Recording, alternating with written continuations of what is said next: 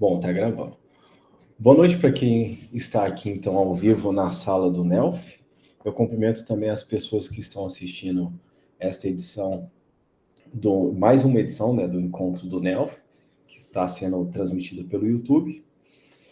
E eu me chamo Ederson, talvez vocês não estão vendo meu nome, porque eu estou aqui como apresentador do NELF, né, com o nome NELF aqui.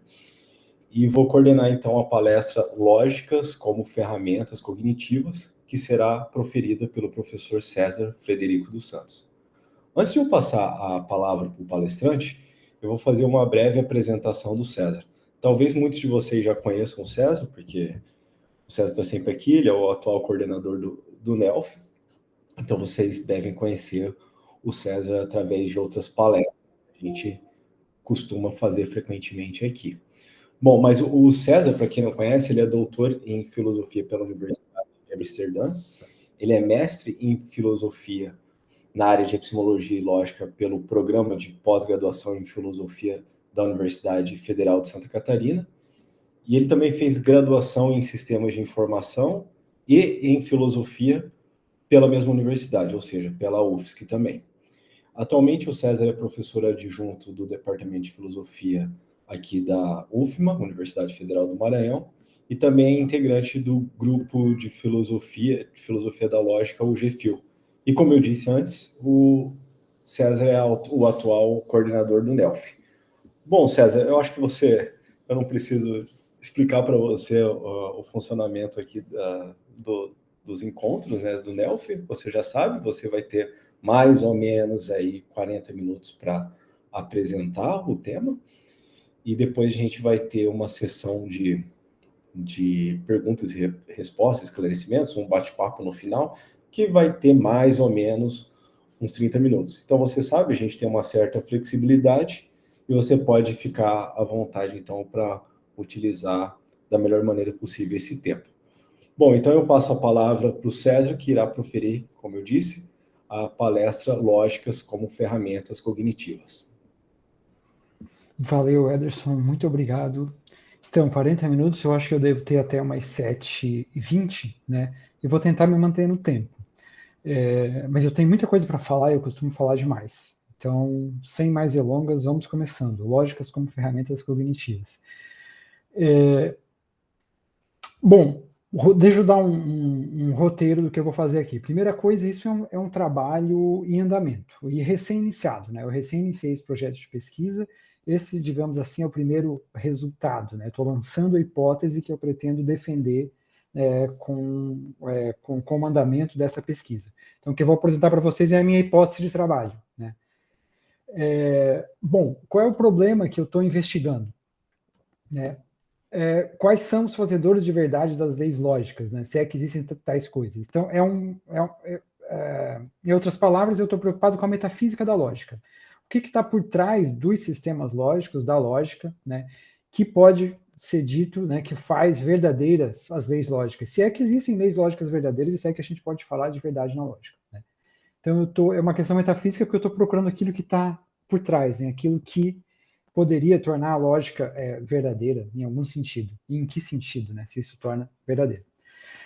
Bom, como é que eu vou abordar essa questão? Né? Primeiro, uma rápida revisão de como a questão tem sido abordada na literatura em filosofia da lógica, né? E a gente encontra duas posições dominantes quando a gente trata de metafísica da lógica, né?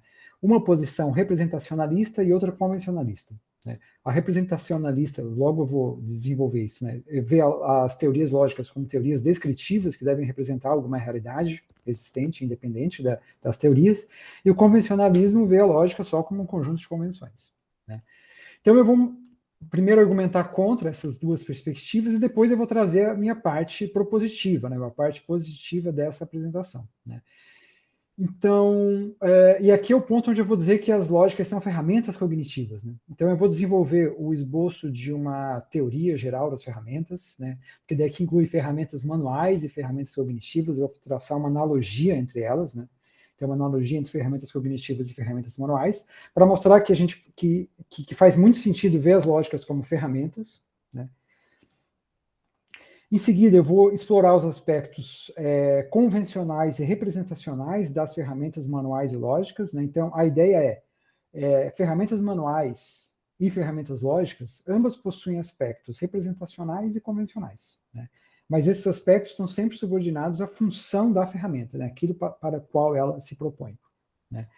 E aí, esclarecido essa natureza da lógica como ferramenta, né, ou proposta, essa natureza, eu derivo as consequências disso para a verdade das leis lógicas. Em que sentido a gente pode dizer que elas são verdadeiras, se é que são verdadeiras em algum sentido.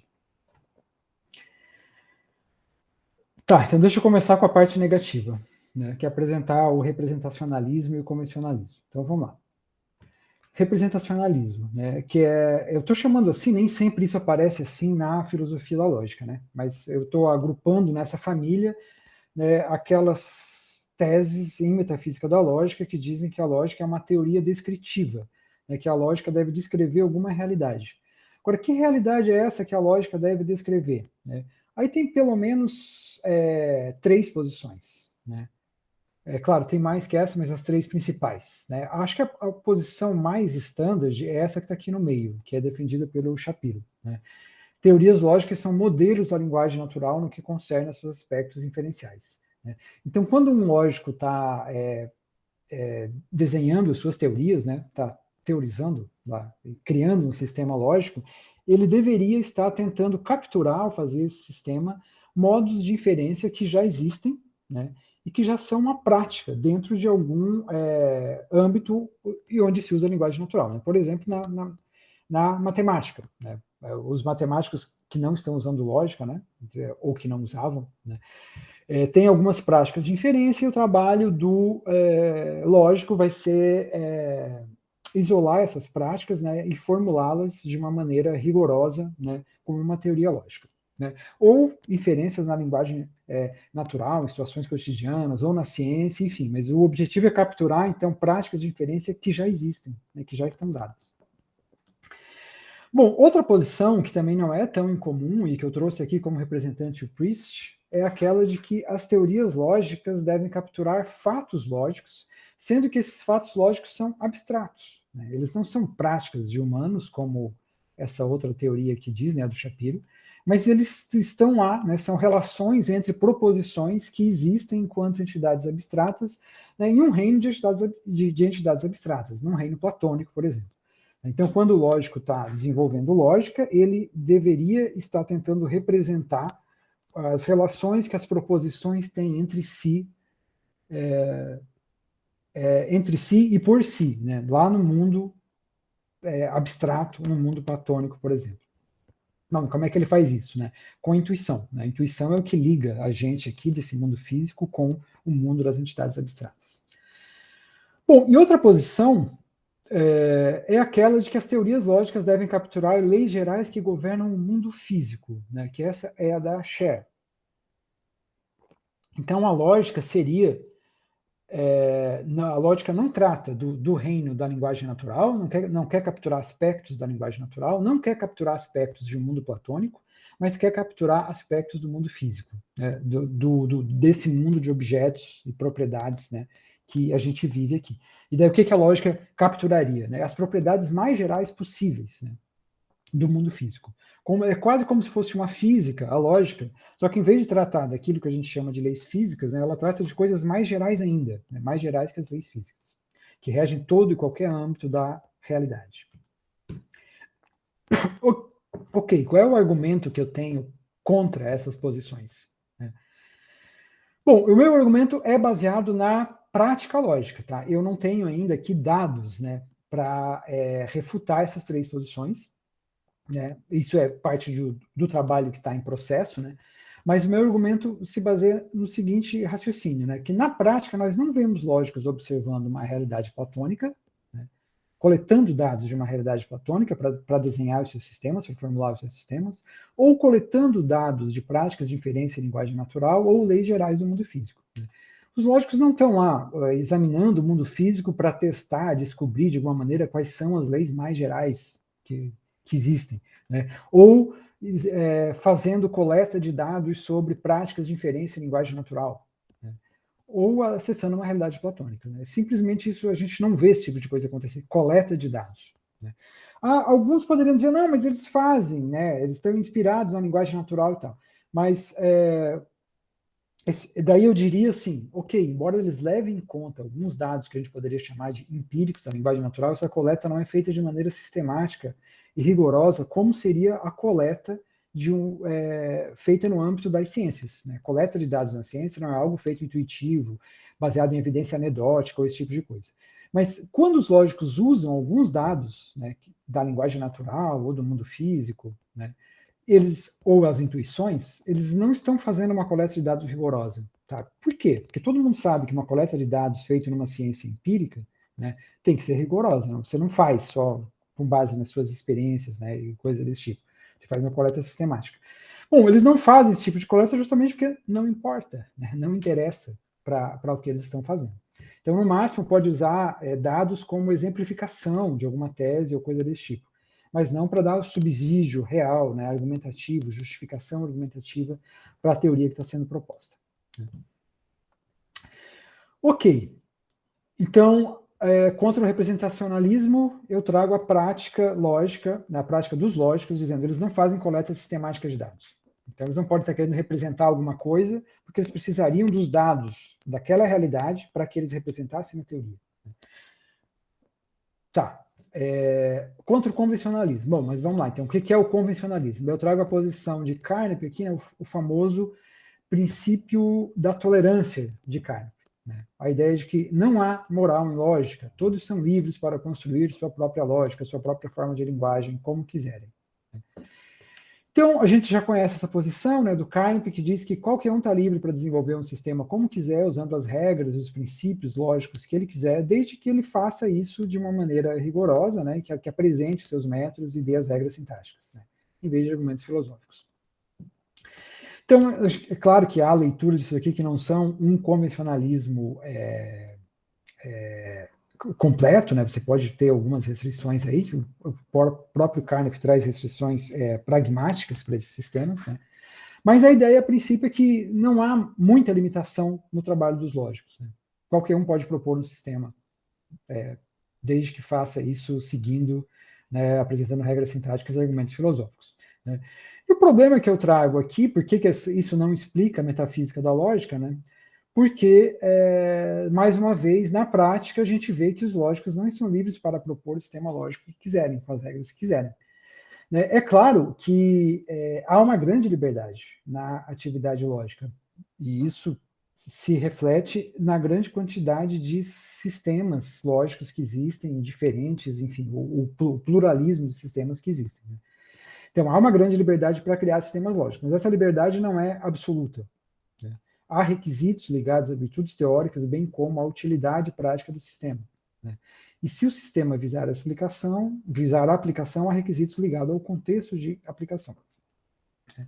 Aos dados. Então, há alguma coisa ainda, alguns dados, por mais fracos que sejam, que limitam, né, essa liberdade total do princípio de tolerância de Carnap. Ele não é bem real enquanto prática. Bom, é claro que para dar mais substância aos meus argumentos aqui, eu preciso de dados da prática lógica. Né? Eu estou falando de coleta sistemática de dados, dizendo que os lógicos não fazem isso, né? Mas o meu argumento aqui, filosófico, é um argumento baseado em dados. Então, eu preciso coletar esses dados da prática lógica. Né? Ainda não fiz isso, o projeto de pesquisa está em início, né? Mas eu estou pensando em como fazer essa coleta de dados. Né? Pelo menos há duas maneiras de a gente analisar, investigar a prática lógica e ver qual é a importância que os lógicos dão aos dados e qual a importância eles dão às convenções. Né? Uma maneira é a gente fazer uma análise dos papers publicados, né, e ver lá o que aparece como dado, o que aparece como liberdade convencional, né, e como eles tratam com isso. Você fazer uma revisão bibliográfica sobre vários papers publicados de propostas de sistemas lógicos sendo isso. E outra maneira que eu estou pensando de fazer isso também é via pesquisa em questionário. Eu poderia formular no futuro, né, algum questionário que procurasse explorar as opiniões dos lógicos sobre a importância dos dados na prática deles, né, e a importância das convenções. Tá? Então, a minha aposta, a minha hipótese aqui é que a importância dos dados será muito baixa, né, que há pouco consenso sobre o que seja dados e absolutamente não há coleta sistemática, o que mostra que os dados têm pouca importância. Né, e, ao mesmo tempo, também acho que a prática lógica mostraria que não há essa liberdade toda das convenções. Né. O que me falta aqui é trazer dados da prática lógica, né, que sustentem essas hipóteses. Mas, ficando com essas hipóteses, né, de que eu vou conseguir mostrar que essas coisas são... que dados não são importantes e que convenções não são completamente livres, né, a proposta do sistema lógico não é completamente livre, considerando que eu vou conseguir mostrar isso, aí então eu venho com a parte propositiva. Né? Então, se as teorias lógicas não são descritivas, representacionais, e nem são sistemas criados livremente, né, sistemas formais criados livremente por convenções, o que elas são? Né? O que são as lógicas? Bom, então aqui que é a parte que eu vou fazer analogia com as ferramentas. Né? Vou dizer que elas são ferramentas cognitivas. Então, eu estou usando a palavra ferramenta com o sentido estrito que ela tem. Né? E por isso que eu trago as ferramentas manuais aqui para esclarecer o uso que eu estou fazendo da palavra ferramenta. Então, o que são as ferramentas manuais? Né? São invenções, criações nossas, não são descobertas. Né? Ninguém descobriu uma pá, a gente inventou uma pá, né?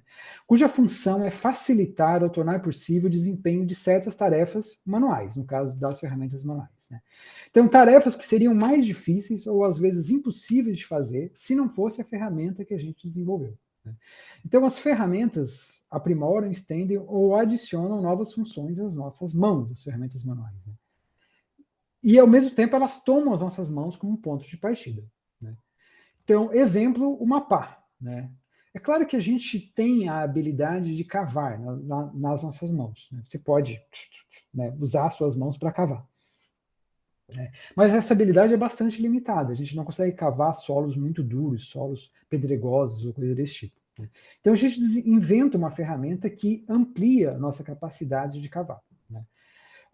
Então, ela adiciona dureza, afiação e força. Né? O cabo, né, da pá é o que permite que a gente faça o efeito de alavanca e aumente a nossa força, amplie a força. Né? Mas, ao mesmo tempo, a ferramenta ela não é criada livremente. Né? Ela parte da mão, ela tem as mãos como ponto de partida. Né? Então, a pá ela tem um formato anatômico, veio ali essa pá que eu trago aqui o exemplo, né? Ela tem o ganchinho aqui em cima, né? Para você colocar a mão ali. O cabo dela é anatômico, né? Ele é redondinho para não machucar a sua mão quando você faz força. Né? Então ela tem todo um desenho que é próprio para usar por um braço humano com mãos humanas. Então aí você já começa a perceber a coisa. Né? A gente tem um ponto de partida que é o corpo humano e a gente adiciona, a gente cria uma ferramenta que adiciona funções ao corpo. Essa ferramenta não é criada livremente, ela é criada tendo como ponto de partida as funções já existentes no corpo. Bom, e o que são ferramentas cognitivas? Então, fazendo a mesma analogia aqui. Então, as ferramentas cognitivas, assim como as ferramentas manuais, são invenções, né? Então, não são descobertas, ninguém descobriu um ábaco, né? Um ábaco foi inventado, foi criado. Invenções cuja função é facilitar ou tornar possível o desempenho de certas tarefas cognitivas, né, para as quais nossos cérebros nus são limitados ou inaptos. Né? Então, assim como as nossas mãos nuas, sem nenhum equipamento, têm certa limitação com o ato de cavar, né, elas não conseguem cavar solos muito duros, né, o nosso cérebro nu também tem certas limitações. Né? A gente não consegue fazer algumas coisas só com o cérebro, tipo, memorizar uma lista muito grande de compras, por exemplo, a gente não consegue fazer só com o cérebro. A gente precisa de um suporte, de uma ferramenta a mais. Uma lista de compras, por exemplo, é uma ferramenta cognitiva, né, que aumenta a nossa memória. Né? Mas essas ferramentas cognitivas também não são feitas em cima do nada, completamente livres. Elas tomam como base as funções que nós já temos no nosso cérebro. Elas constroem em cima das funções que nós temos. Né? E assim aprimoram, estendem ou adicionam novas funções à nossa cognição. Né? Então, essas ferramentas podem ser ferramentas externas tridimensionais, objetos tridimensionais como um ábaco, ou técnicas. Deixa eu só falar do ábaco rapidamente. Né? O ábaco serve para a gente fazer contas, né? Mas ele usa características do nosso corpo. Uma delas, né, é a nossa capacidade de subtizar, é o subtize em inglês, né? A capacidade de ver, de perceber uma quantidade pequena de 1, 2 ou 3 objetos imediatamente, sem precisar contar 1, 2, 3. Né? Então, no ábaco, quando você move as contas do ábaco, né, você faz isso movendo 1, 2 ou 3, sem que você precise contar 1, 2, 3. Né? Por isso que o movimento do ábaco é rápido. Né? O ábaco também toma proveito do nosso movimento de pinça com a mão, né? Para poder pinçar as peças e mover. Então, ele estende a nossa cognição, aumentando a nossa capacidade de fazer as operações aritméticas, tomando como ponto de partida características como o subtizing, movimentos de pinça das mãos, etc. Mas ele é uma ferramenta externa 3D, né? Então, a analogia com uma pá, por exemplo, é bem clara, né, aqui. Mas não só isso, né? A gente tem muitas ferramentas cognitivas que não são ferramentas no sentido de objetos tridimensionais que a gente usa fora do corpo, mas que são processos, né, técnicas ou métodos que nós desenvolvemos usando o nosso corpo, como as mãos, né, ou apenas mentalmente, mas um processo regrado, né, com regras claras, determinísticas, que a gente executa mentalmente para chegar a um resultado. Né? Então, eu trago 3 exemplos aqui. Escrita como uma ferramenta cognitiva, né? A gente usa a nossa mão e um suporte físico para registrar coisas, né? Que nos ajuda, por exemplo, a estender a memória. Contar, né? A contagem, que é uma ferramenta cognitiva que nos permite lidar com quantidades exatas grandes, porque isso é um fato demonstrado, né, que numa área chamada cognição numérica, que a nossa capacidade de lidar com números é bem limitada. A gente consegue lidar com números de maneira exata até 3 ou 4. Dali para frente, a gente precisa seguir o procedimento da contagem. Então, o procedimento da contagem, você não precisa fazer externamente, você faz com o seu corpo, você pode fazer usando os dedos ou mesmo completamente em silêncio só na mente, né? Mas é um procedimento aprendido que nos ajuda a lidar com os números de maneira exata e indefinida, né? Você vai contando até o infinito. Bom, e o outro exemplo que eu trago aqui, os algoritmos matemáticos, né, para resolver contas com papel e lápis. Né? Contas que a gente também não conseguiria resolver sem papel e lápis. Né? A gente precisa ir para o papel para fazer a conta e chegar no resultado exato. Então, você segue procedimentos, algoritmos, o algoritmo da multiplicação, por exemplo, para chegar lá. Então, exemplos de ferramentas cognitivas, né? Eles usam características do nosso corpo para estender, né, para aumentar a nossa capacidade de fazer algo. Então, essa analogia aí entre ferramentas cognitivas e ferramentas manuais, né, dá um esquema geral das ferramentas. De como elas são inventadas e a que elas respondem quando são inventadas. Né? Então, nesse quadrinho aqui eu tenho a ferramenta como um objeto ou técnica, né? Então eu estou trazendo aqui o exemplo da pá, o ábaco e os algoritmos aritméticos para papel e lápis, por exemplo, para você fazer uma multiplicação no papel, uma divisão. Né? Agora, como é que eles foram desenvolvidos? Né?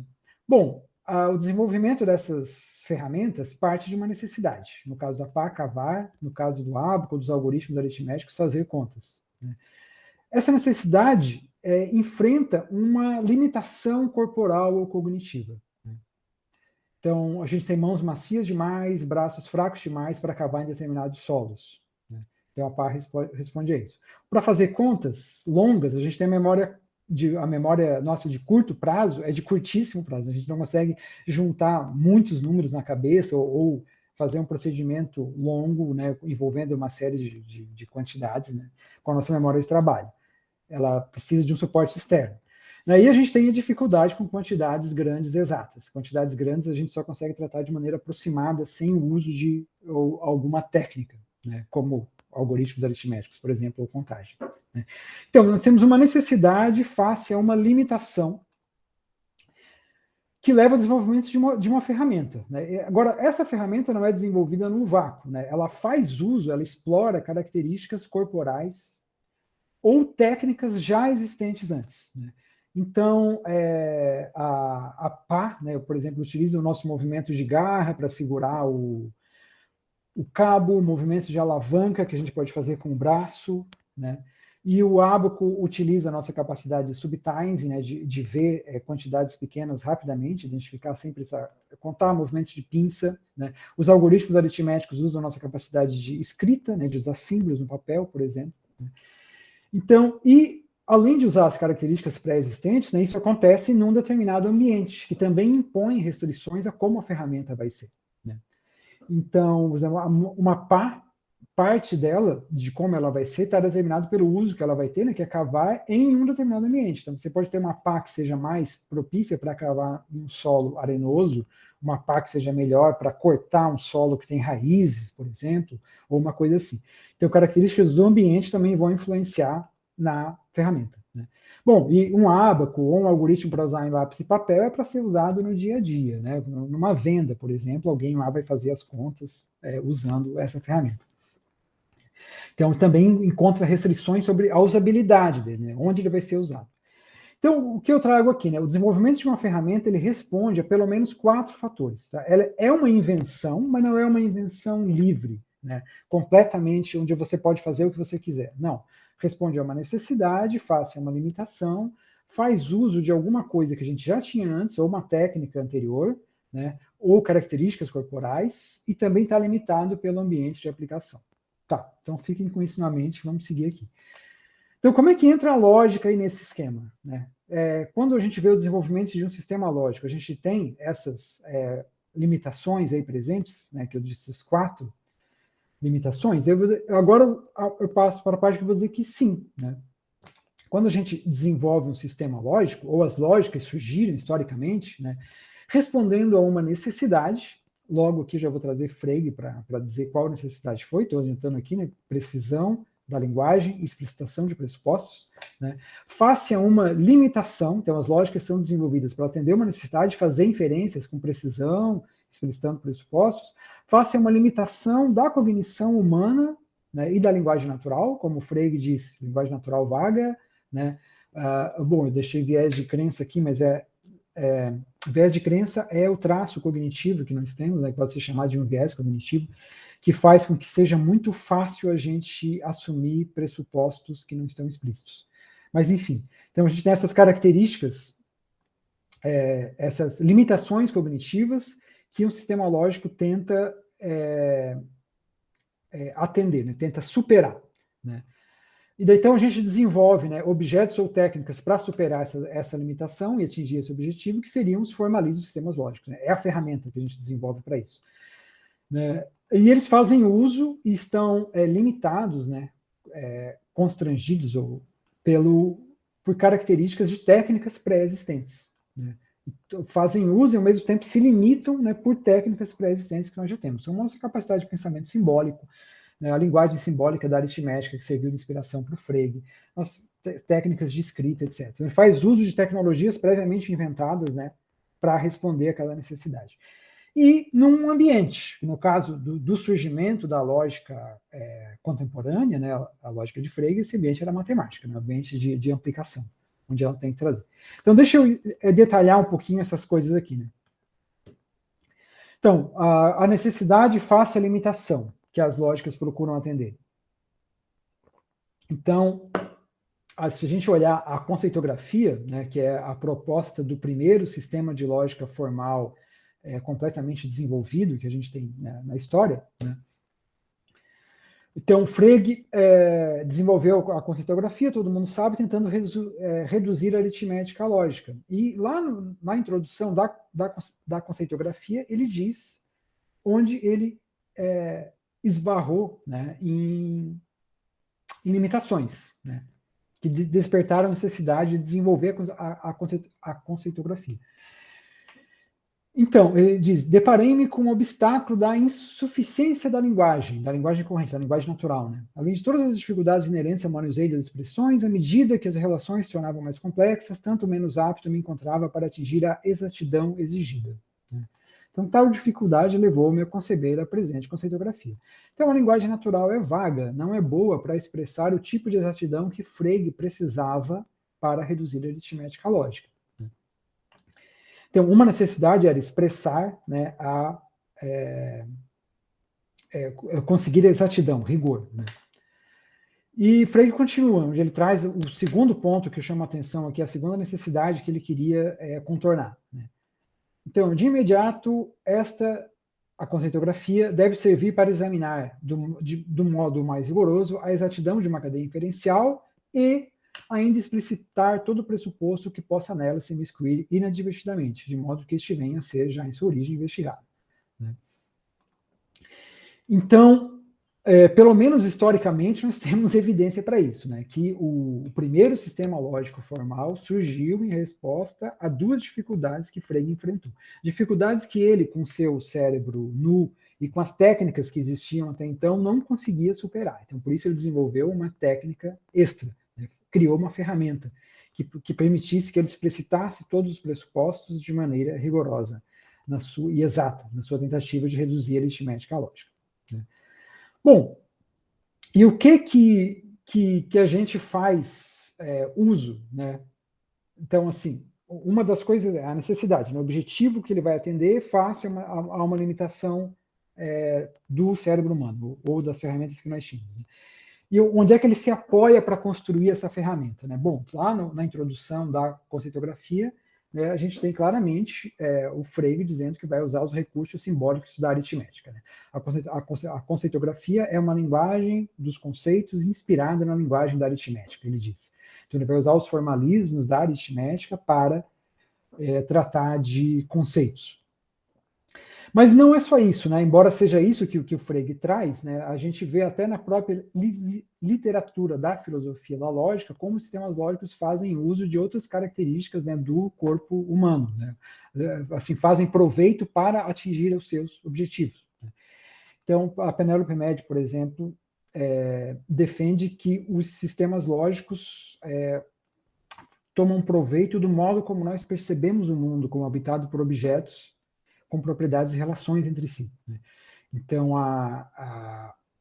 o fato de que a lógica clássica, né, modela a realidade como sendo um conjunto de objetos com propriedades e relações, advém, segundo a Medi, dessa nossa característica cognitiva de ver o mundo como habitado por objetos e relações. Né? Bom, quando o Frege foi desenvolver essa linguagem também, ele já partiu de estruturas linguísticas pré-existentes, né, como os condicionais, conjunções, quantificadores que já existiam na linguagem natural. O que ele faz é dar uma interpretação ou dar um significado rigoroso para eles. Né? Enfim, a noção matemática de função, que Frege também faz uso, constrói os sistemas em cima de várias técnicas que já existiam, etc. Então, colocando a lógica no esquema geral das ferramentas, aqui, né, coloquei como o slide anterior, só que ela está aqui no lugar do ábaco. Né? Então, você tem a necessidade a qual as lógicas respondem, pelo menos no seu nascimento, né, das lógicas formais. Responde à necessidade de precisão e explicitação de pressupostos, face a limitações nossas, como uma memória curta para lidar com uma cadeia longa de inferência, né? Linguagem natural vaga, que não era propícia, né, para esse tipo de coisa, esse tipo de certeza, de garantia, de transmissão da verdade que a gente quer na lógica, e coisas como o viés de crença, que é o traço cognitivo que permite, contra o qual Frege estava lutando, né, que permite a inclusão de pressupostos implícitos, né, nas nossas demonstrações. Daí, para isso, a gente desenvolve uma técnica, né, que é uma linguagem formal, né, que faz uso de tanto traços cognitivos, como a nossa percepção de objetos, propriedades e relações, quanto de coisas da linguagem natural, como a existência lá de quantificadores, de conectivos, como o E e o OU, que eles estão na linguagem natural, né, e da escrita operacional da aritmética, né, aquela técnica da aritmética de você resolver, fazer contas usando algoritmos no papel, né, num formalismo que você desenvolve no papel, que foi isso que Frege adaptou para fazer a conceitografia. Né. Bom, em que ambiente que isso se dá? Né? No caso do primeiro sistema lógico, era para o ambiente da matemática. Então, então o que eu vou falar logo mais aqui, mas só para não perder, né, é que esses quatro fatores, né, o legado, o pré-existente, as técnicas pré-existentes e a cognição humana, o ambiente de aplicação, né, as limitações corporais que têm que ser superadas, né, e o objetivo, né, a necessidade que a gente quer atender, esses quatro fatores delimitam a técnica, né, como deve ser essa técnica que vai resolver o problema em tela, né? Como deve ser a ferramenta que vai resolver o problema em tela. Essa delimitação, ela vai tanto no aspecto representacional, a quantidade de representação que a gente vai precisar nesse sistema, nessa ferramenta, quanto a liberdade para convenções que nós teremos ao formular o sistema. Então, para entrar nesse assunto, agora eu vou falar então de representações e convenções em ferramentas. Tá? E começo com as ferramentas manuais também. Tá?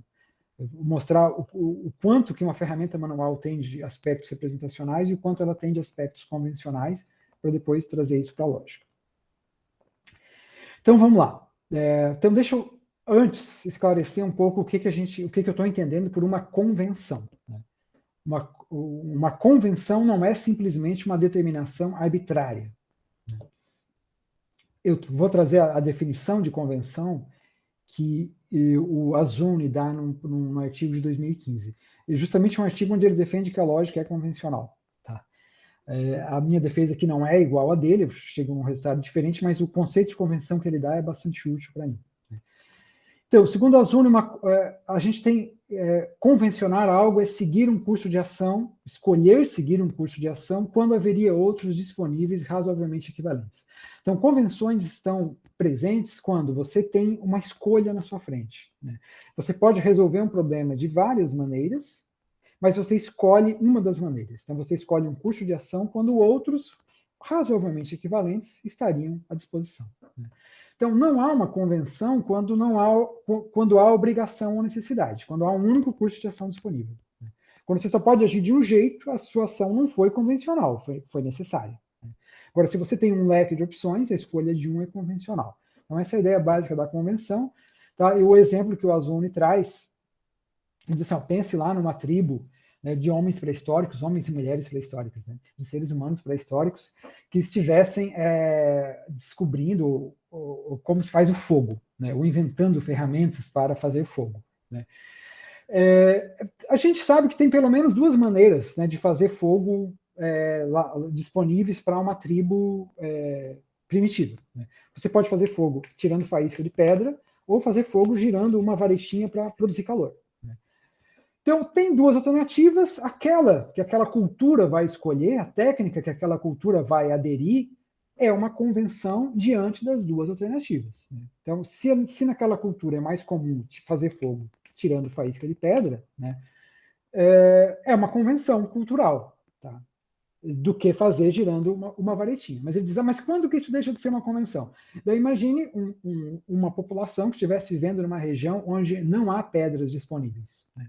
Eles vivem numa região onde há apenas a areia e árvores, né? Terra e árvores, então você tem madeira, mas você não tem pedra. Né? Então, para essa população, fazer fogo girando uma varetinha, né, sobre a madeira não seria convencional, seria obrigatório, tá? Então, porque ela não teve a liberdade de escolher. Né? Então, é a questão da liberdade de escolha que determina o que é convencional e o que não é. Ok. Então, ferramentas manuais. Aqui eu trago esse exemplo dessa chave de boca, acho que se chama chave inglesa, né? Essa chave. Né? Então, há vários aspectos convencionais numa ferramenta. Né? Então, veja, o que eu destaquei em vermelho aqui, né? Esse mecanismo que você gira para aumentar ou diminuir o tamanho da boca da chave, né? Ele não precisava ser feito daquele jeito, tá? Há outras maneiras de fazer aquele mecanismo, né, que vai dar aquela mobilidade. Então, ela é uma convenção interna da própria ferramenta. Né? Por uma escolha de engenharia, escolheu-se fazer aquele dispositivo interno daquela maneira. Então, a ferramenta tem um funcionamento interno que é convencional, que ele poderia ter sido feito de outra maneira. Outro aspecto convencional, óbvio, aqui é esse detalhe, né, que a ferramenta tem, tá aqui marcado em vermelho, né, esse friso. Né? Não precisava ser um friso assim. Mas é para dar mais aderência à mão. Mas você poderia fazer um friso diferente, né, com traços em outra direção, etc. Então é algo convencional. Não tem nenhum papel representacional, é uma convenção de como a ferramenta funciona. Né? E a própria ferramenta como um todo, né, o design dela é convencional, uma vez que há várias alternativas. Né? Se você não precisa usar uma ferramenta que tem essa regulagem, né, você pode usar chaves de boca de tamanhos diferentes. Né?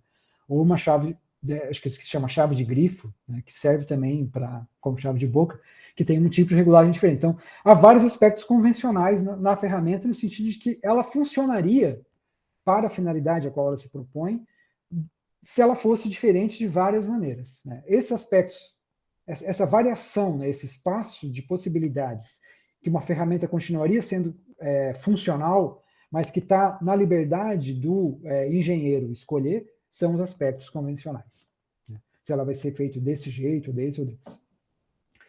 Tá, e agora aspectos representacionais, né, de uma ferramenta. Então, primeiro, o que são representações? O que eu estou pensando por representação aqui, né? Então, representações são estruturas, né, veículos, que portam informações sobre outras coisas. Então, uma representação é algo que está para algo, né?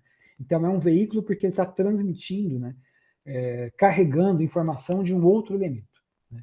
E, claro, a gente tem dois tipos de veículos, pode ser aqueles conceituais, né, onde a gente usa, por exemplo, conceitos para representar alguma coisa, tipo a neve é branca, enfim, e não conceituais, né? Que eu estou dizendo que a neve é branca trazendo uma imagem, né? Essa imagem representa a neve e a brancura da neve, tá? Ok. É claro, o tipo de representação que a gente vai ter nas ferramentas são não conceituais, né? Pelo menos em ferramentas manuais, né? Então veja aqui, voltando ao exemplo da chave inglesa, né? Ela tem aspectos representacionais, ela representa, né, que são derivados da funcionalidade, tá? Ela não foi feita para representar, mas ela tem aspectos que representam, ela tem traços que representam aspectos da mão e do parafuso que ela vai girar, né? Então, essa boca, né, da ferramenta, que está marcada em vermelho, ela precisa encaixar num parafuso sextavado, ela é para um parafuso sextavado, né? Então, o tipo, você pode pensar assim, a ponta dessa chave representa a forma de um parafuso, né? De um parafuso sextavado onde ela encaixa, certo? Ela não encaixaria num parafuso sextavado se ela não tivesse um formato que representasse de alguma maneira, que encaixasse num parafuso sextavado, né? Bom, e ela é feita para ser pega por uma mão, né? Então, o cabo dela representa aspectos da mão, né? Porque ela tem que ser possível que você faça esse movimento, que você segure dessa maneira, né? Se ela tivesse um outro formato, se ela fosse redonda, né, ou muito larga, não ia dar para fazer isso. Então, ela tem esses aspectos, né? Bom, lógica, então. Agora eu vou falar aqui de representação na lógica e convenção na lógica como ferramenta cognitiva. Meu tempo está acabando, né, Anderson? Tem só mais um minuto. Você começou 18h40, César, então, pelas minhas contas, você tem mais 11 minutos. Mais 11? Isso. Tá, que bom. Ótimo. Então vai dar tempo de terminar. Tá. Então, mas vamos lá. Então, pensando a lógica como uma ferramenta aqui, tá? Então, o que a gente tem de aspecto representacional derivado da função dela, né? E aspecto convencional. Então, vamos lá. Deixa eu delimitar um pouco a discussão aqui. Considere que o objetivo de um determinado sistema lógico qualquer, a Scher diz que é o objetivo da lógica clássica, tá? Não vou me comprometer que mas vamos, para efeito de exemplo, vamos considerar que sim. Que o objetivo da lógica clássica, por exemplo, é garantir a preservação da verdade em inferências sobre o mundo físico. Daí, a tese da Scher, né, que eu mencionei lá no início, é que os princípios lógicos, né, os axiomas da lógica clássica, enfim, né, as regras de inferência da lógica clássica, representam características as mais gerais possíveis do mundo físico, né? Então, aqui eu estou concordando com a Scher, tá? Que há certos aspectos da lógica que podem sim representar algumas características do mundo físico. Então, deixa eu trazer a ideia aqui para vocês, como ela explica isso, né? Então, ela divide, né, ela identifica 3 níveis, né, em um sistema lógico, né? O sistema lógico pensado amplamente, né? Não só o formalismo, mas tudo aquilo que vem junto. Mais ou menos como o Sanderson explicou para nós uma teoria lógica na apresentação dele, né? Que uma teoria lógica não é só o formalismo, mas o propósito, né, o domínio de aplicação, etc. Então, pensando numa teoria nesse escopo mais amplo, a Scher identifica 3 coisas lá, 3 níveis. Tá? O nível da consequência é aquele do sistema lógico, onde a gente tem S2 sendo consequência lógica de S1.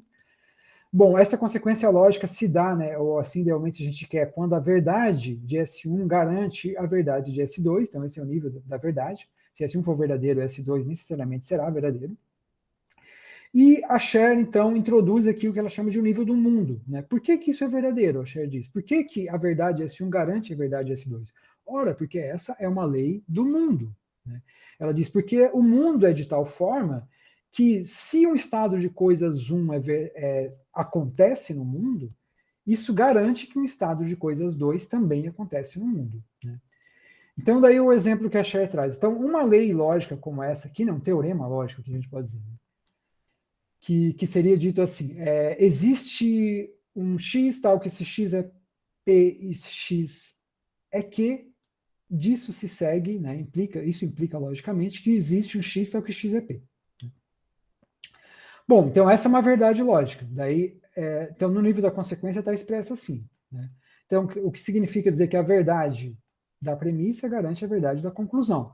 Mas daí a Sher diz, mas por que isso é assim? Bom, porque existe, né, um estado de coisas no mundo que garante, que é o estado de coisas representado aqui, né, que garante a verdade desse estado de coisas aqui. Então ela diz assim, o fato de que estado de coisas é esse no mundo? Né? É o fato de que a intersecção das coisas que são P e das coisas que são Q no mundo, né, não é vazia. Então é porque isso aqui está afirmando isso, né? Que a intersecção das coisas que são P com as coisas que são Q no mundo não é vazia, e disso a gente conclui, então, porque se for assim, se as coisas são assim no mundo, então a gente conclui que o conjunto P não é vazio. Então, só para dar um exemplo mais concreto, trazer isso para o mundo como quer a Sher, né? Considere que P é o conjunto dos caranguejos e Q é o conjunto das coisas vermelhas. Né? Então, o que ali está dizendo é que existe um conjunto das coisas que são caranguejos e são vermelhas. Né? E P intersecção com Q não é vazio, é o estado de coisas no mundo, né? E isso garante, então, que P não é vazio. Bom, acho que ficou muito rápido para passar a ideia aqui, mas a ideia é que uma lei lógica só é verdadeira, uma lei lógica de um sistema lógico cujo objetivo é fazer inferências sobre o mundo físico. Né? Então, essa lei só é verdadeira se ela mapeia alguns aspectos do mundo físico, né, que garantem que quando a verdade das premissas está dada no mundo físico, a verdade da conclusão também está dada. Então, uma ferramenta de inferências para fazer inferências sobre o mundo físico tem que estar acoplada com o mundo físico de uma tal maneira, né, que quando as premissas forem verdadeiras sobre o mundo físico, a conclusão também tem que ser. Então você já não tem liberdade para colocar a regra que você quiser. Você tem que colocar regras que respeitem alguns aspectos do mundo físico, de como ele se comporta, tá? Para que você tenha a funcionalidade da ferramenta. Da mesma forma que você não pode fazer uma chave de boca com uma boca redonda, porque ela não vai encaixar e fazer girar um parafuso sextavado. Né? Ela não vai servir ao propósito. Né? Então, isso seria um aspecto representacional que a gente encontra nas leis lógicas. Né? Mas é claro que esse aspecto representacional não determina, né, como tem que ser um sistema lógico. Há várias coisas que são convenções e há coisas que são convenções e que todo mundo tem isso de barato, ninguém vai questionar. Né? Por exemplo, que a notação que você usa, né, o esquema de notação que você usa para representar a linguagem de um sistema lógico é convencional. Você pode fazer notações de diferentes formas. Né? Bom, se você vai apresentar o seu sistema usando esquemas de axiomas ou regras de substituição, é uma escolha convencional. Né? O que você vai escolher como operadores ou regras primitivas no seu sistema e o que serão operadores ou regras derivadas que você vai provar a partir das primitivas. Também é escolha. Isso ninguém discute que seja convencional no sistema lógico. Né? Mas aí vão chegando coisas mais controversas. Né? Tipo, o que você vai pôr como axioma e o que você vai pôr como teorema. Talvez algumas pessoas dizem que algumas coisas são mais próprias para ser axiomas, outras mais próprias para ser teoremas. Tem uma liberdade geral total? Não sei. Né? Se você vai apresentar o seu sistema, caracterizar o sistema em teoria de modelos ou teoria da prova, tem esse debate, né, sobre qual seria a maneira mais correta, a maneira verdadeira, sei lá, de apresentar o sistema lógico, semanticamente ou sintaticamente. Né? Se o sistema vai ser de primeira ou de segunda ordem. Bom, como hipótese, eu coloco aqui que todas essas coisas são convencionais, mas é claro, eu tenho que argumentar para isso, tá? Mas ainda não tenho argumentação. É trabalho para ser desenvolvido. né? E há alguns pontos ainda mais controversos, né? Que daí a gente chegaria no nível de convenção que Carnap está dizendo que há, por exemplo. Né? Será que o princípio lógico, né, o status do princípio lógico, como sendo verdadeiro ou falso, eu posso mudar por convenção? Né? Eu estabeleço por convenção o que vai ser uma lei e o que não será? Né? Será que o significado dos operadores, né, lógicos a gente muda por convenção? Pode ser a partir de agora ou não vai significar outra coisa? Né? Conceitos de validade e consequência lógica, eles mudam por convenção? Então, acho que esses são os pontos fundamentais, né, que a gente quer saber se eles são representacionais ou convencionais. Esses outros que eu acho tranquilo dizer que eles podem ser convenção. Mas esses pontos aqui, né, o status dos princípios lógicos, os significados operadores e o próprio conceito de validade e consequência lógica, é isso que a gente quer saber, se é convencional ou representacional. Tá? E para isso eu respondo o quê? Depende. Tá? Então, depende de que maneira, né? Depende desse esquema, né, de como a lógica entra nesse esquema de ferramentas. Diga, Ederson. Só para te avisar o tempo, 3 minutos, tá, César? Tá, eu vou passar um pouquinho, mas acho que eu termino logo. Na verdade, eu tinha errado as contas, já Eu já passei, né? Você estava certo aquela hora, não era então eu já passei muito. Né? Tá. Mas tá, Então, mas vamos lá. lembra que é flexível, então tá ótimo. Eu agradeço. Tá? Então, assim, o quanto que um princípio lógico, um operador lógico, ou a própria definição de validade de consequência é convencional? Depende desses 4 fatores, que eu estou chamando aqui de fatores delimitantes de um sistema lógico. Né? O sistema lógico é a ferramenta, mas a ferramenta não é desenvolvida no vácuo, né? Ela é desenvolvida para atender uma necessidade, face a uma limitação, né? Tomando proveito de técnicas já existentes para ser usada no ambiente. Então, esses 4 fatores, no mínimo, né, vão determinar ou subdeterminar o que vai ser convencional e o que vai ser representacional no sistema lógico. Né? Então, colocando isso no esquema, né? Então, uma vez que você faz um recorte desses 4 fatores, eu digo quais as necessidades eu quero atender. Né? Qual é o alvo de inferência, como disse o Sanderson para nós no encontro passado, né? Qual é a anomalia que eu quero resolver? Né? Então, qual é a necessidade prática que eu quero atender? Quando eu faço um recorte da necessidade, dos objetivos que eu quero, né? Das técnicas legadas que eu vou usar para desenvolver essa nova ferramenta, esse novo sistema lógico, do ambiente de aplicação e das características relevantes da cognição humana que eu tenho que levar em conta para que a ferramenta seja usável por seres humanos. Então, esse recorte é que vai determinar, né, ou subdeterminar como vai ser o sistema lógico. Né? Claro, se esse recorte determina como vai ser o sistema lógico, eu não tenho mais escolha. Né? E aí, então, o sistema lógico não tem aspectos convencionais relevantes. Né? Claro que ele vai ter convenção quanto à notação, etc, etc. Né? Mas, assim, se isso aqui determina os princípios lógicos que tem usado, os significados, os operadores, etc., o sistema lógico não vai ter aspectos convencionais.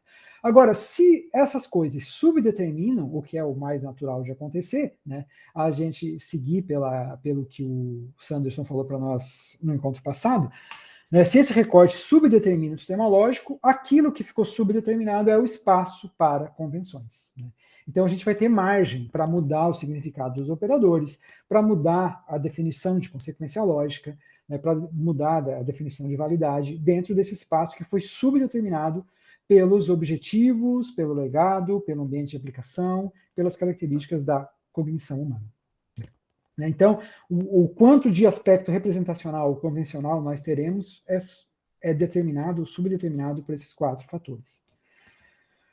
Bom, então, finalizando, indo para as conclusões aqui, né?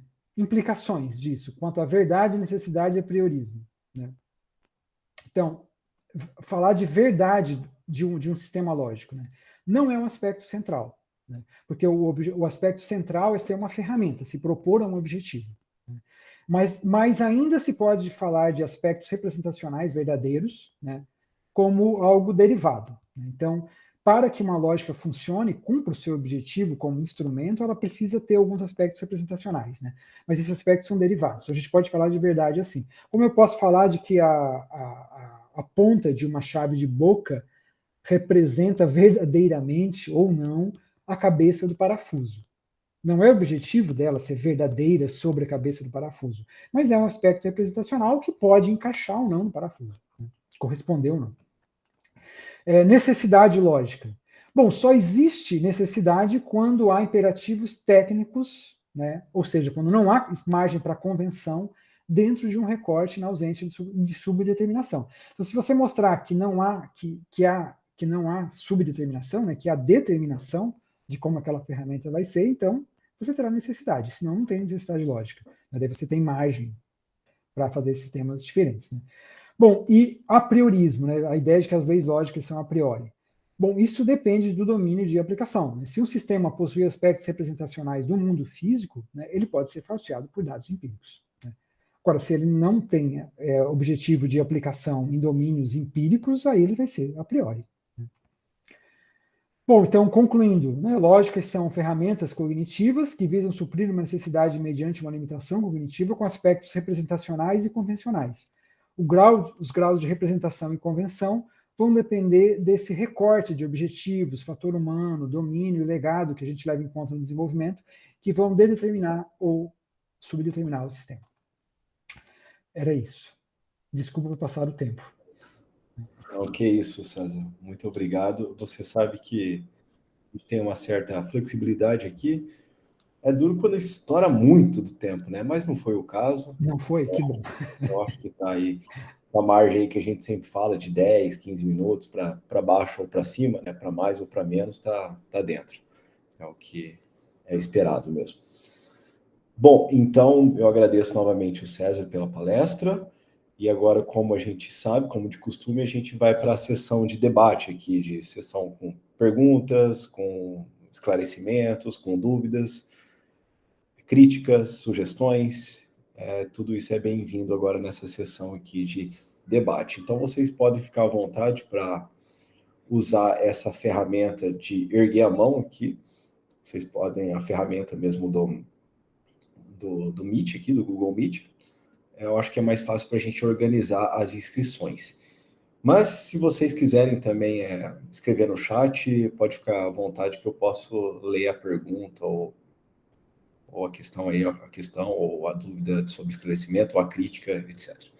Bom, então vamos lá. Pelo que eu estou vendo aqui, a gente já tem 2 inscrições. Pela ordem aqui das mãozinhas, o primeiro, então, é o Raoni. Raoni, fica à vontade aí. Ô, César, valeu aí pela palestra, muito boa. Bicho, eu logo no começo, eu já tinha alguma coisa para perguntar para você. Porque, pelo que eu entendi, se eu entendi alguma coisa daqueles nossos encontros do grupo de filosofia da lógica, eu fiquei com a impressão de que não tem consenso sobre o que conta como dado na lógica. Então, assim, a hora que você falou que requerer a coleta de dados é um critério para criticar o representacionalismo, parece que está pressupondo uma resposta a esse problema, né? Da falta de consenso sobre o que sejam dados.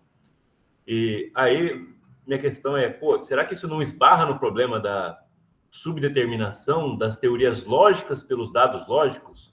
Porque, ao contrário, me parece que também tem subdeterminação dos dados lógicos pelas teorias lógicas, né? Por questões de impregnação teórica e diversas outras coisas. Então, na verdade, fiz 2 coisas aí, né? 2 perguntas. Uma, se dá para, então, pressupor a resposta a esse problema da falta de consenso do que é dado na lógica para criticar o representacionalismo, e outra, o que está subdeterminado em função do quê? Valeu aí. Certo, obrigado, Raoni, obrigado pela pergunta. A minha apresentação ali naquele momento ficou confusa, né? Foi bom que você perguntou. Mas vamos lá. Então, sim, a sua impressão lá das nossas discussões no grupo de filosofia da lógica está corretíssima, né? Não há consenso sobre o que conta como dado para teorias lógicas, né?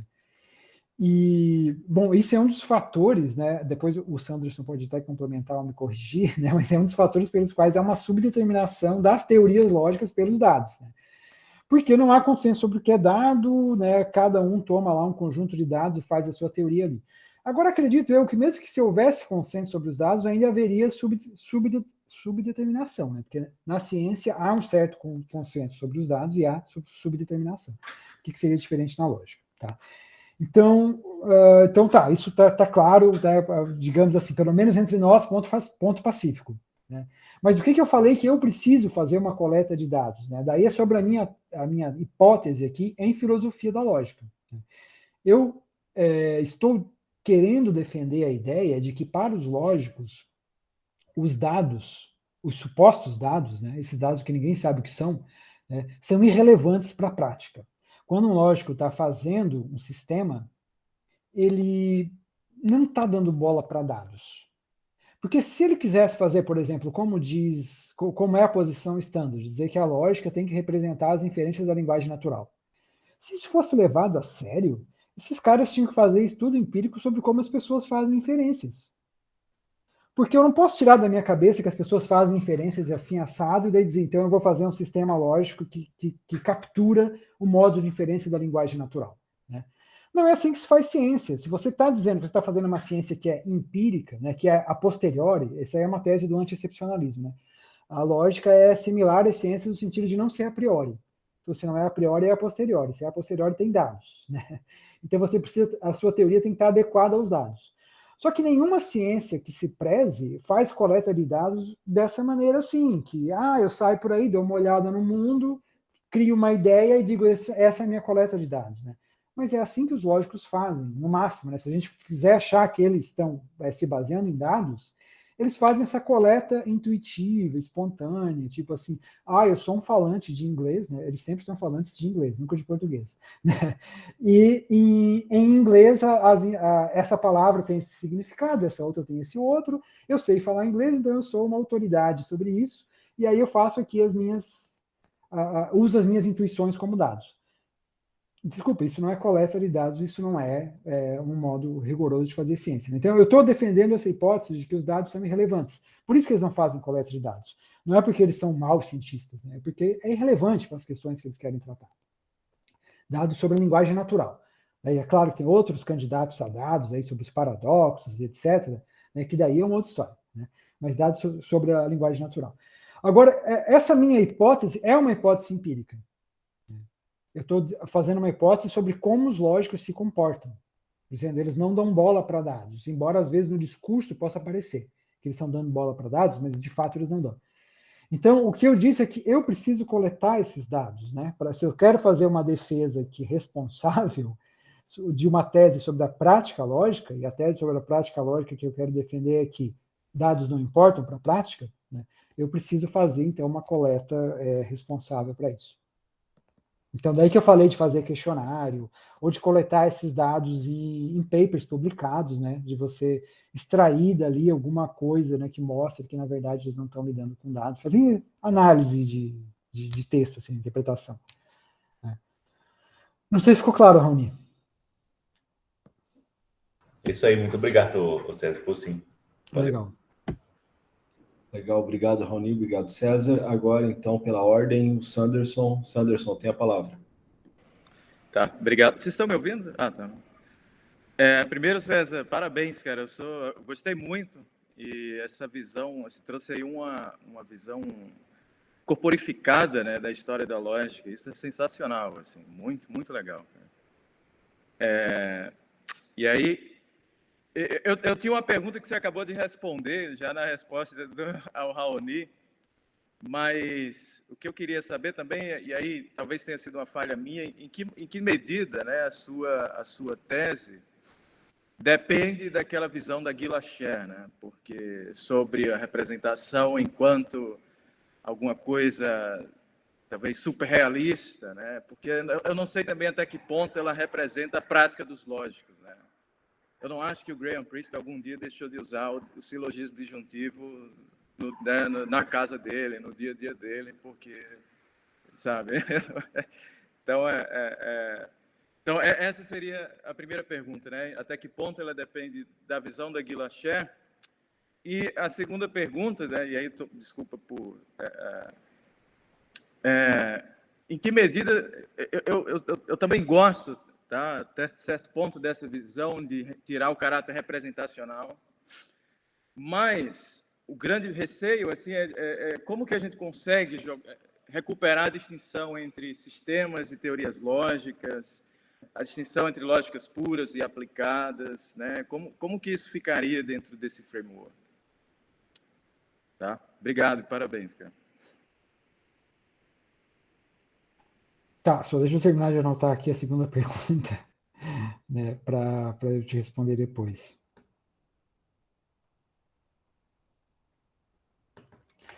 Tá, obrigado, Sanderson.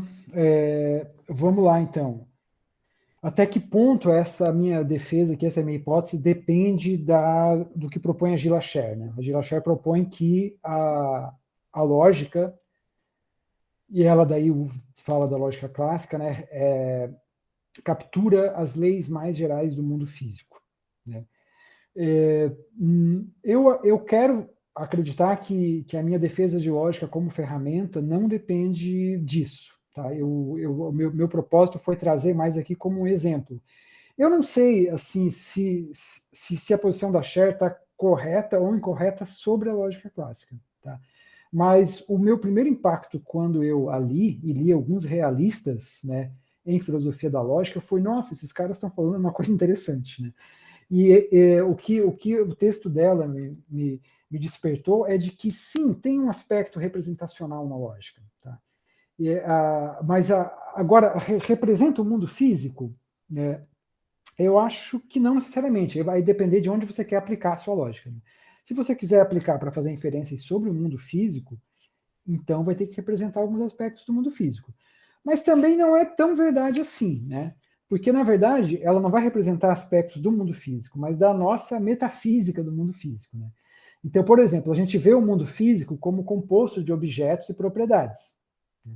Mas quem diz que o mundo físico tem objetos e propriedades? Está aí o Raoni que pode nos problematizar essa questão para nós, né? de como é o mundo físico, como é a estrutura do mundo físico. A gente não sabe como é a estrutura do mundo físico. E dizer que então que a lógica faz essas representações é demais. Mas certamente a gente tem teorias sobre o mundo físico, essas teorias pressupõem uma metafísica, e se a gente quer fazer inferências sobre essas teorias do mundo físico, então na lógica a gente tem que incorporar certos aspectos metafísicos dessas teorias, que é, por exemplo, a estruturação do mundo em objetos e propriedades. E também a estruturação do mundo em conjuntos. Né, que é o que ela faz, basicamente. Ela parte de uma teoria ingênua de conjuntos. Né? Ela acha que uma teoria ingênua de conjuntos representa aspectos do mundo físico. Então, o ponto chave, então, por que eu acho que eu não dependo dessa posição da Gila Scher? Né? Porque o ponto-chave é o domínio de aplicação, sobre qual domínio você quer fazer inferências. Se você quer fazer inferências sobre o mundo da matemática, das entidades abstratas da matemática, que são extremamente bem comportadas, né, então a sua lógica vai ter que capturar alguns aspectos dessa metafísica da matemática. Né? Se é construtiva, se não é, etc. Então isso vai aparecer na tua lógica. Se você quer uma matemática intuicionista, por exemplo, você não vai poder ter lá a lei do terceiro excluído. Né? Então, esses aspectos metafísicos do domínio de aplicação que a lógica, de certa maneira, tem que representar para que ela seja capaz de fazer inferências naquele contexto. Então, se for o mundo físico, é do mundo físico. Se for o mundo da matemática, é o mundo da matemática. Se for qualquer outro mundo ficcional que a gente invente, né, que eu quero fazer inferência sobre aquilo, então a minha lógica vai ter que ter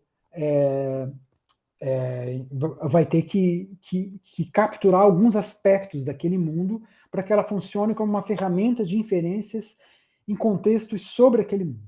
Tá? Acho que é basicamente essa a ideia.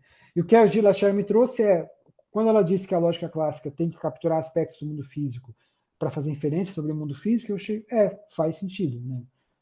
A mesma coisa se você quer fazer inferência sobre o mundo abstrato da matemática. Você tem que capturar alguns aspectos lá para fazer inferências daquilo.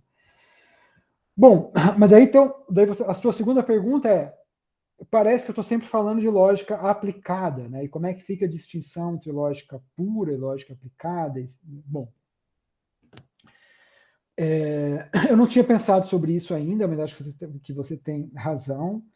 Mas eu poderia dizer assim, eu precisaria ver o propósito de desenvolvimento das lógicas puras. É uma coisa que eu não me aprofundei ainda, né? Mas quando alguém desenvolve um sistema de lógica pura dizendo que não visa nenhuma aplicação, será que é nenhuma aplicação mesmo, assim? Né? Algum propósito tem no desenvolvimento daquele sistema, né? Então, assim, eu acho que todo sistema tem um propósito para o seu desenvolvimento. Como você chamou, um alvo de inferência. Né? O que você quer fazer com aquele sistema? Que tipo de inferências que você quer assegurar com aquele sistema? Então, agora, tá, daí, às vezes isso não é chamado de aplicação, né? Não é uma lógica aplicada, por exemplo, o Priest fala que lógica aplicada seria aquela aplicada ao vernacular, né? As inferências da linguagem natural. Eu estou pensando em aplicação no sentido mais amplo aqui, né? Mesmo coisas que a gente não quer, mesmo inferências em outros âmbitos que não são sobre a linguagem natural. Agora, será que tem sistema lógico que é feito para não fazer inferências sobre nada? Né? Não sei. Então, eu não sei como te responder bem essa segunda pergunta, eu não pensei sobre isso. É bom estar anotado aqui para eu pensar no futuro. Legal, obrigado, pessoal. Bom, o Raoni levantou a mão novamente, então, Raoni, fica à vontade aí. Se tiver alguém que quiser fazer outra pergunta, eu cedo a minha, mas que na esteira aí do que o Sanderson disse. Vai lá, se eu acho que se tivesse alguém para fazer uma pergunta, teria... Manda ver, Sofia. Se Sofia, tempo, eu falo. Opa, oi, gente. Obrigada. Obrigada, César, pela palestra. Eu queria fazer uma pergunta que eu fiquei na dúvida. Se essa ideia de lógicas enquanto ferramentas cognitivas, as lógicas precisam ser ferramentas cognitivas ou que elas podem ser? E no caso de que elas não podem, que elas só podem ser ferramentas cognitivas, então existe na literatura atual alguma ideia que vai contra isso? E o que eu pensei que vocês falaram agora sobre alguma lógica que não tem, que não quer falar sobre nenhuma inferência sobre fatos do mundo. Existem infinitas lógicas, potencialmente infinitas, então se a gente pegar qualquer lógica ali da hierarquia do cálculo do Newton da Costa, será que esse não seria um exemplo? Assim? E acho que é isso. Obrigada.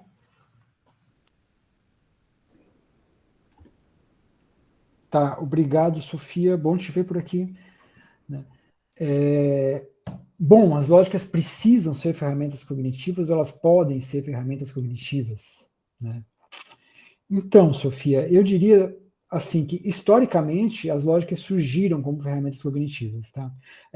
Aliás, né, eu passei rápido aqui nos slides, não deu tempo de dar créditos à origem dessa ideia, que é a do Tio Novaes, né? Formal Languages in Logic, esse livro dela de 2012, onde ela defende que as linguagens formais funcionam como linguagens, como ferramentas cognitivas. Né? E depois, no livro dela seguinte, Dialogical Roots of Deduction, né, ela aprofunda um pouco essa ideia, embora não use mais a palavra ferramenta cognitiva lá. Né, mas, assim, então, seguindo a do Tio Novaes, eu diria que, historicamente, a origem das lógicas é como ferramenta cognitiva. Tá? E, agora, tem, assim... daí quando a gente desenvolve sistemas lógicos, aí você traz aí um exemplo, né, que bom, né, dos infinitos sistemas lógicos lá do sistema do Newton da Costa, por exemplo, ou de outros que a gente pode pensar, né? Tá, existem infinitos sistemas lógicos e muitos deles não são aplicados. Tá, eu acho que isso é uma consequência derivada do surgimento da lógica como ferramenta cognitiva. Esses sistemas existem, são desenvolvidos, são estudados, existem. Eles podem ser estudados de uma maneira pura, sem pensar que eu quero aplicá-los em um contexto para tirar inferências? Podem, né? Tanto que as pessoas fazem. Né? Mas daí esses sistemas desenvolvidos de maneira pura, eles funcionam como ferramenta cognitiva? Aí eu te digo mesmo que eu disse para o Sanderson, eu precisaria ver mais a fundo o que esses lógicos estão fazendo quando eles estão desenvolvendo esses sistemas puros. O que eles estão querendo ao desenvolver isso? É explorar um conceito? Né? Por exemplo, quando alguém desenvolve lógicas modais sem nenhuma preocupação de aplicação ou de fazer inferências, coisas desse tipo. E daí estuda lá todas aquelas árvores, aquelas hierarquias de sistemas modais e tal. Está fazendo aquilo para quê? É para explorar o conceito de necessidade e possibilidade, por exemplo? Né? Ou de obrigação e de permissão? Bom, se é para explorar esses conceitos, talvez então elas estejam ainda funcionando como ferramentas cognitivas, né? Os formalismos aí sendo usados para explorar conceitos, né? Mas eu acho que eu não tenho como responder isso agora, porque isso, de novo, né, isso depende de uma investigação empírica da prática lógica. Então, porque ser uma ferramenta tem a ver com o modo como é usado pelas pessoas, né? Então, se as pessoas não usam aquilo como ferramenta, aquilo não é uma ferramenta. Então, esses sistemas de lógica pura são usados como ferramenta em algum sentido? Eu teria que investigar essa questão, né, empiricamente, tipo, estudando a prática lógica para poder responder, né, se eles são usados como ferramenta ou não, né? Mas então, voltando, eu acho assim, as lógicas surgem, e isso é uma tese histórica que eu acho bem mais fácil de defender, surgem como ferramentas cognitivas, ainda são usadas como tal, mas sim, como você e o Sandro apontaram, há certos desenvolvimentos em lógica pura que talvez não sejam, mas aí eu preciso ir mais a fundo para ver como que eles são usados, se tem uma função de ferramenta ou não.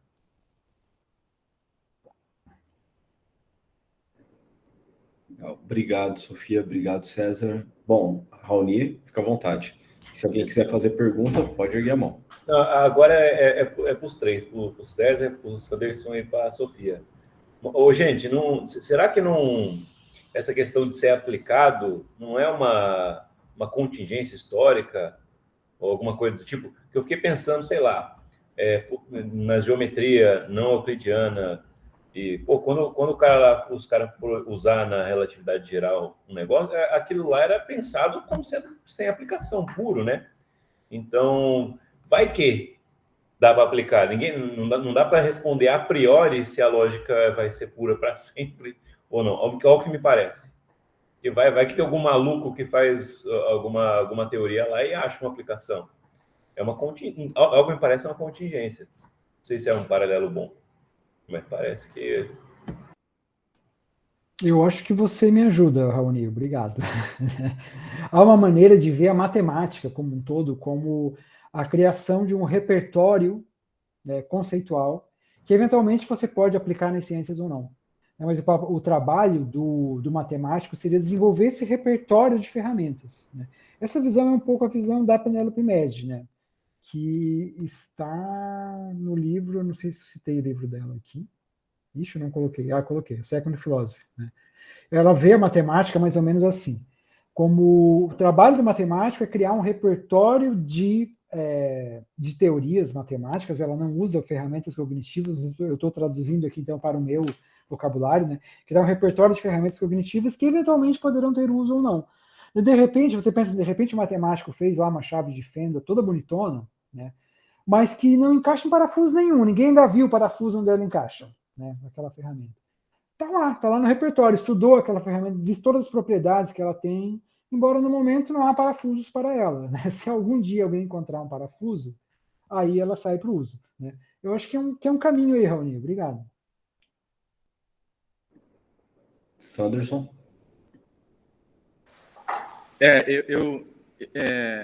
Eu tendo a concordar com a visão do Raoni também, mas eu não queria admitir isso para o César, então...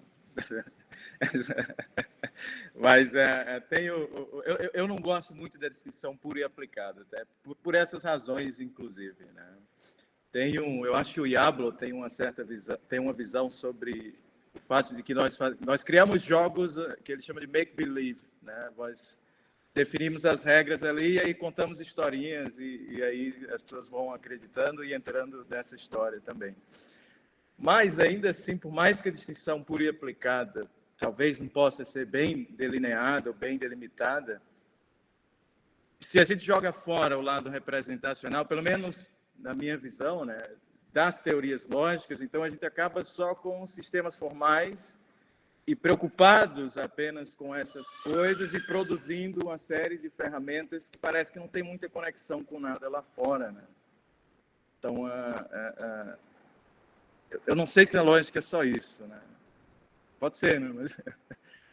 Mas parece que é essa preocupação, né, de quem, no fim, está falando sobre essa distinção entre ferramentas formais e as teorias lógicas com um aspecto representacional, no fim das contas.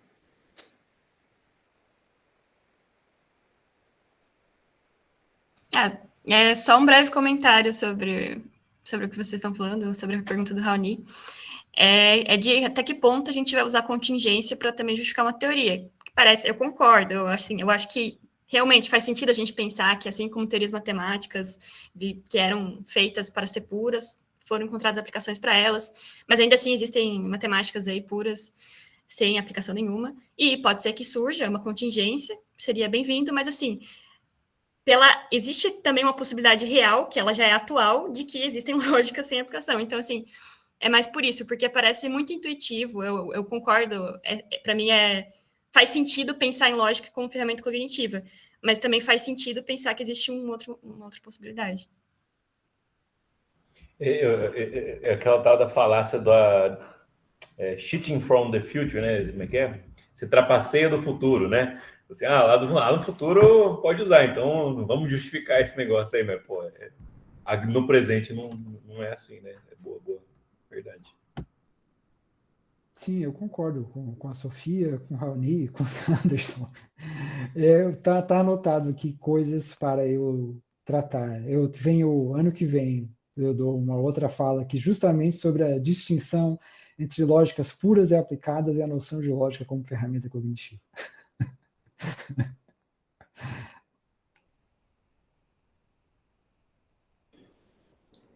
Bom, ainda temos 3 minutinhos.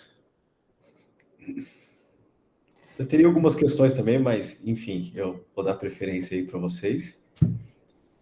Se alguém tiver mais alguma questão, acho que a gente, com esses 3 minutos, acho que a gente pode fazer uma questão rápida e uma resposta rápida também. Sanderson, fica à vontade. Tá, César, porque no fim você joga fora esse status, você coloca a lógica metafisicamente excepcional, né? O conteúdo da lógica não é anti-excepcional. Só o que você acha da ideia do anti-excepcionalismo metodológico, né? De que, beleza, o conteúdo da lógica é excepcional, mas o modo de produção poderia ser anti-excepcional, na sua visão, né? Se nós não nos importarmos com a ideia de dados, né? E isso, na sua visão, aparentemente, o anti-excepcionalismo mais correto, no fim das contas, estaria mais próximo de uma visão instrumentalista, né? Queria saber se você tem alguma visão sobre isso. Sim, legal, Sanderson, obrigado por perguntar. A lógica é excepcional, né, segundo essa posição que eu estou defendendo aqui, ela é diferente da ciência, né, certamente. Tá? Fazer lógica não é como fazer ciência, porque a ciência está preocupada em fazer teorias descritivas e a lógica não. Né? Então, se a gente partir daquela definição de anti-excepcionalismo lá do Yortland e do Martin de 2017, que aproxima a lógica da ciência e diz que ela não é diferente, ela é diferente, é isso que eu estou defendendo. Tá? Mas, por outro lado, a lógica não é aqui vista como alguma coisa fundamental, fundacional, que dá sustentação às ciências e tal. Ela é só uma ferramenta. Então, assim, ela não é excepcional no sentido de ela ser similar a outras atividades humanas, em particular a tecnologia. Né? Lógica é desenvolvimento de tecnologia. Então, desenvolver um sistema lógico é como desenvolver um sistema computacional, de certa maneira. Né? Aliás, os cientistas da computação desenvolvem lógicas para resolver problemas computacionais. Né? Então, ela não é excepcional nesse sentido, assim, de ser fundacional, né? De ser a lógica dá o fundamento seguro, as bases eternas do conhecimento. Né? Não, ela continua não dando, né? As bases eternas do conhecimento. Mas ela é uma disciplina que desenvolve ferramentas para a gente lidar com o conhecimento, ou lidar com a informação. Só isso. Agora deu tempo, senhor Nelfi. Pois é. Então, considerando o tempo, considerando o andar do tempo aí, acho que a gente poderia encerrar. Eu agradeço mais uma vez o César pela excelente palestra. Agradeço a todos vocês também que participaram, sobretudo o pessoal aí que promoveu a discussão no final. Eu vou encerrar, então, a gravação aqui e depois eu vou dar alguns avisos, ok? E eu agradeço a presença de todos.